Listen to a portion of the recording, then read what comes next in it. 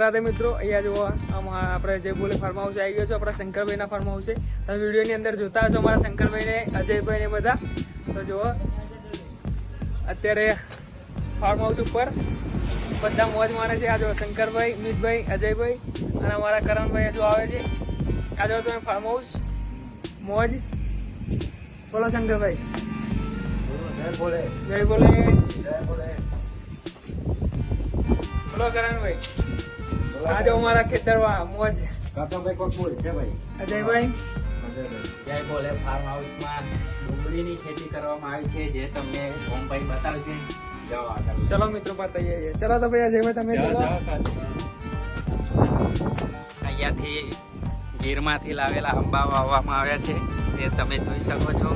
એ બતાવવામાં આવશે ઓમભાઈ દ્વારા બતાવવામાં. તો તમે જોઈ શકો છો. આ જે દેખાય છે તે ગીરમાંથી લાવેલા 12 આંબા છે. ત્યાર બાદ આ જો અહીંયા ડુંગળીનું વાવેતર કર્યું છે અને આ ડુંગળી વાવવામાં આવી છે. અહીંયા જો તમે જોઈ શકો છો. બાજરી ને એવું બધું ખેતરમાં કોઈ મોજ છે, મોજ કરવામાં આવી છે. અહીંયા ફૂલ લીલોતરી છે, તમે જોઈ શકો છો કે ખેતરમાં કેટલી મોજ આવે છે. મોજ એટલે ફૂલ મોજ.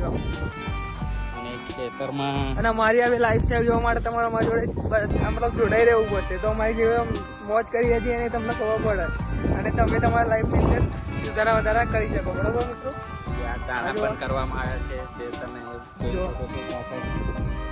મતલબ ઘરનું જ ખાવાનું, ચોખ્ખું ખાવાનું, બહુ ખાતા બાતા વાળું ખાવાનું નહીં, એવું ચોખ્ખો નિયમ. બાજરીનું વાવેતર કરવામાં બાજરીનું આવ્યું છે. વાવેતર બાકી બોલો છે બીજું મજા ને. બસ. તો જો મિત્રો આ રીતનો મારો મોજ હોય. અને ભાઈ બપોર થાય એટલે ઓફિસે જવાનું શાંતિથી. ત્યાં સુધી આવી રીતના ખેતરમાં હોય કાં તો કોઈને કોઈ કામ હોય કરતા હોય. હવે તો મિત્રો આવી રીતના મળશો હવે બીજા કોઈ બ્લોગની અંદર. ડેઈલી બ્લોગ તો નથી બનાવતો અત્યારે, બનાવીશું પછી આપણે. ત્યાં સુધી જય માતાજી, રાધે રાધે.